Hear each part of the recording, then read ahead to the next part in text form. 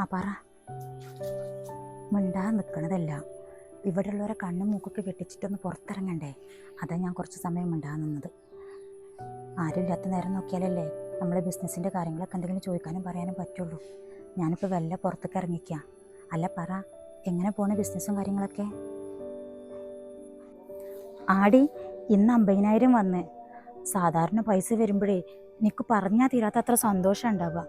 പക്ഷേ ഈ മാസം പൈസ വന്നേ തൊട്ട് എനിക്ക് ഭയങ്കര ടെൻഷനാണോടോ.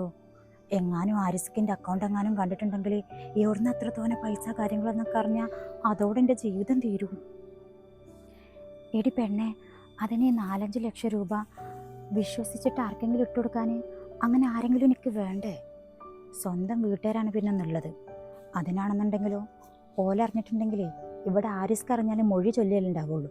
സ്വന്തം വീട്ടിലുള്ളവരറിഞ്ഞാൽ പിന്നെ എന്നെ ജീവൻ കൊടുക്കുന്ന വെക്കലുണ്ടാവില്ല. എടി തൽക്കാലം ഞാൻ ആ പൈസ എൻ്റെ അക്കൗണ്ടിൽ തന്നെ ഇട്ടാലോ? ഈ ആരിസ്ക് പോയതിൻ്റെ ശേഷം തിരിച്ചെനിക്ക് കിട്ടുന്നാൽ മതി.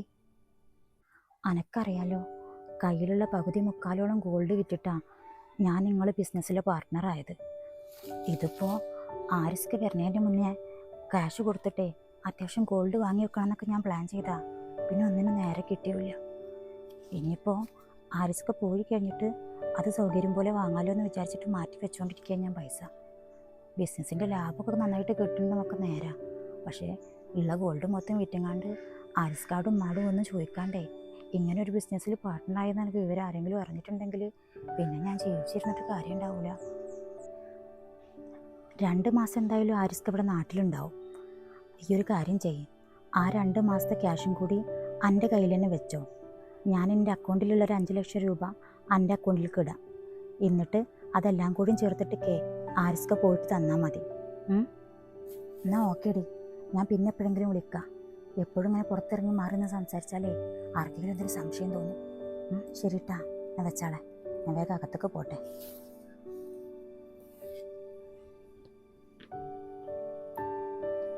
ആരിസ്ക ഇവിടൊന്നുമില്ലേ? ആ, ആരിസ്ക ഇവിടെ അടുക്കളയിലായിരുന്നോ? ഞാൻ റൂമിലൊക്കെ നോക്കി.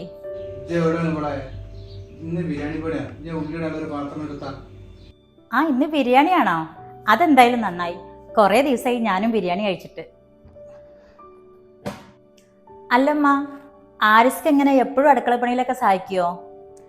ചെറുപ്പം തൊട്ടേ ഞാനാണെങ്കിലും ഇവരെപ്പോഴാണെങ്കിലും ആൺകുട്ടികളും പെൺകുട്ടികളും എന്നുള്ളൊരു വ്യത്യാസം ഇവരിൽ കാണിച്ചിട്ടില്ല. അതുകൊണ്ട് ഇപ്പം എന്താ, എൻ്റെ 2 പെൺകുട്ടികൾക്ക് അറിയണ എല്ലാവിധ പണികളും ഓനക്കും അറിയാം. ആബിത്താത്താൻ്റെ കല്യാണം കഴിച്ചും വരെ ഈ പെര മുഴുവൻ അടിക്കലും